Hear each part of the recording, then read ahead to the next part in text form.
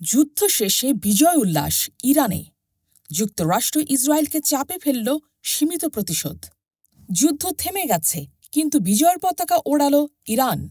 যুক্তরাষ্ট্র ও ইসরায়েলকে চাপে ফেলে সীমিত প্রতিশোধে বিশ্ব জুড়ে ছড়িয়ে দিল এক স্পষ্ট বার্তা: আমরা মাথা নত করিনি, দাঁড়িয়েছি বুক উঁচিয়ে। এই যুদ্ধবিরতি কি কেবল শান্তি চুক্তি, নাকি এটি পরাশক্তিদের বিপরীতে এক আত্মবিশ্বাসী জাতির জাগরণ? যখন বিশ্বের সবাই ভাবছিল ইরান কি পারবে বাঁচতে, দাঁড়াতে, জবাব দিতে, তখনই আসি এই বিস্ময়কর প্রতিক্রিয়া। কাতারে মার্কিন ঘাঁটিতেই ইরানি ক্ষেপণাস্ত্র হামলা। হ্যাঁ, সোজাসুজি যুক্তরাষ্ট্রের সামরিক কেন্দ্র লক্ষ্য করে ছোড়া ক্ষেপণাস্ত্র। কিন্তু এই হামলা ছিল ঠিক ঠান্ডা মাথায়, কৌশলী। ইরানের সর্বোচ্চ নেতা আয়াতুল্লাহ খামেনির নির্দেশ, প্রতিশোধ নাও, কিন্তু যুদ্ধ চাও না। ইরান শুধু হামলাই চালায়নি, তার আগে কাতারকে পাঠিয়ে দেয় সতর্কবার্তা।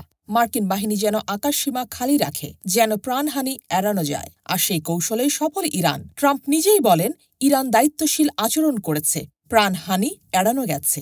আমরা যুদ্ধ চাই না। যুদ্ধবিরতির ঘোষণার পর তেহরান থেকে তাবরিজ, মাশহাদ থেকে কিরমান, রাস্তায় রাস্তায় মানুষের ঢল, গাড়ির হর্ন, জাতীয় পতাকা, মুখে মুখে গান। আমরা মাথা নত করিনি। রাষ্ট্রীয় টিভিতে উপস্থাপকরা বলছেন, এই প্রতিরোধ ছিল বিশ্বশক্তির চোখে চোখ রাখার সাহস। আমরা প্রতিশোধ নিয়েছি, ক্ষমতা দেখিয়েছি।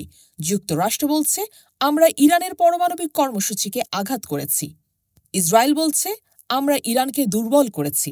কিন্তু বিশ্বজুড়ে বিশ্লেষকরা বলছেন, এই যুদ্ধবিরতি কোনো পক্ষে চূড়ান্ত বিজয় নয়, বরং কৌশলের জয়। নিউ ইয়র্ক টাইমস বলছে, ইরান সরাসরি আঘাত এড়িয়ে জনগণের সামনে প্রতিরোধের রাষ্ট্রে পরিণত হয়েছে। ইরানের পরমাণু মুখপাত্র বলেন, পারমাণবিক কর্মসূচি থামবে না। পররাষ্ট্রমন্ত্রী আরাকচি জানালেন, ক্ষয়ক্ষতি আছে, কিন্তু লক্ষ্য ব্যর্থ। তারা আমাদের থামাতে পারেনি। এমন মন্তব্যের মাঝে স্পষ্ট, শান্তি এলেও প্রতিরোধ থেমে নেই। ডিপ্লোমেসির মাঠেও ইরান এখন শক্তিশালী। তুরস্ক, রাশিয়া, তুর্কমেনিস্তানে চলছে কূটনৈতিক তৎপরতা। যুদ্ধ থেমেছে, কিন্তু ইতিহাস গড়ে গেছে। ইরান দেখিয়েছে, সাহস থাকলে দুর্বল শক্তিও জবাব দিতে পারে। তাদের সীমিত প্রতিশোধ হয়ে উঠেছে প্রতিরোধের প্রতীক। কিন্তু প্রশ্ন রয়ে গেছে, এই যুদ্ধবিরতি কি টিকে থাকবে, নাকি ফের জ্বলবে মধ্যপ্রাচ্যের আকাশ?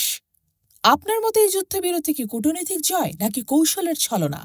কমেন্টে জানান আপনার মতামত। শেয়ার করুন যদি মনে করেন ইরান সত্যিই বিজয়ী।